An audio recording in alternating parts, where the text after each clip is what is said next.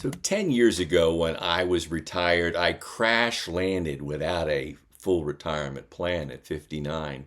And there was no paycheck and real money was on the line. Fear kicks in. The temptation to do something is overwhelming. Here's what I learned though. The single biggest threat to your retirement isn't a market drop or inflation or a surprise expense. It's you. The urge to panic, sell, chase hot funds, or overreact to the news. In this final tip of the series, tip 7, we'll talk about stay the course, and we'll discuss how a simple mindset paired with the right structure is what actually makes DIY retirement work. Stay tuned. So here are 3 traps to avoid. Trap number 1, panic selling. The market drops 20 to 30% and your gut screams, get out. Trap 2, chasing performance. Last year's winner looks irresistible. And trap 3, overreacting to the headlines. Every day brings a new crisis. Now, I've felt each of those temptations to panic in the last decade. The market declines in 2018, a pandemic in 2020, inflation soaring in 2021, terrible year for stocks and bonds in 2022, and those tariff terrors in 2025. The financial media makes it all worse. They need you glued to the screen, so they sell fear and urgency. But a calm, diversified, low-cost portfolio doesn't make for dramatic TV. Jack Bogle said it perfectly. When everyone else around you is shouting, don't just stand there, do something, often the right move is the opposite. Don't do something, just stand there. That line saved me more than once. Now, what gave me the discipline to actually stand there? The 3-bucket strategy that we covered in tip number 2. When the market dropped hard, I knew I had 3 years of expenses in bucket 1 in cash and equivalents.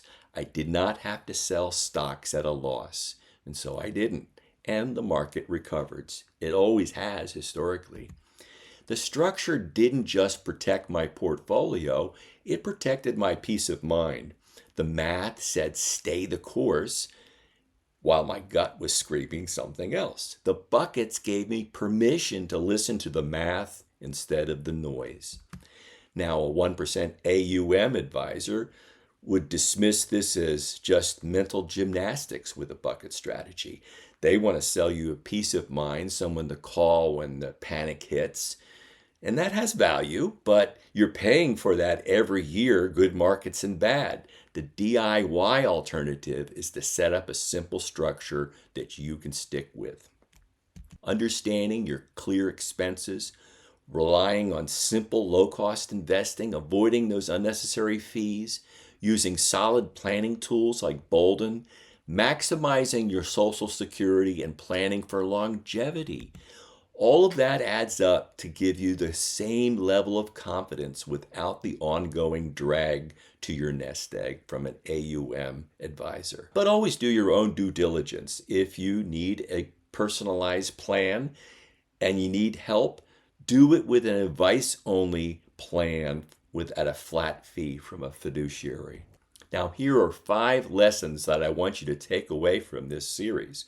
1 is the plan matters more than a perfect portfolio. Know why you own something and when you need that money, and that's often a lot more important than the exact total market fund that you are in. 2, expenses are the one thing you get to control, either your investment expenses or the expenses in your spending. Markets may fluctuate, but if you could be flexible with your spending decisions, you can win. Revisit that bottom-up budget every year. And number 3, tax planning is retirement planning. Roth conversions, ACA cliffs early in retirement, and IRMA surcharges later in retirement. These often matter more than chasing returns. 4, healthcare cost will surprise you.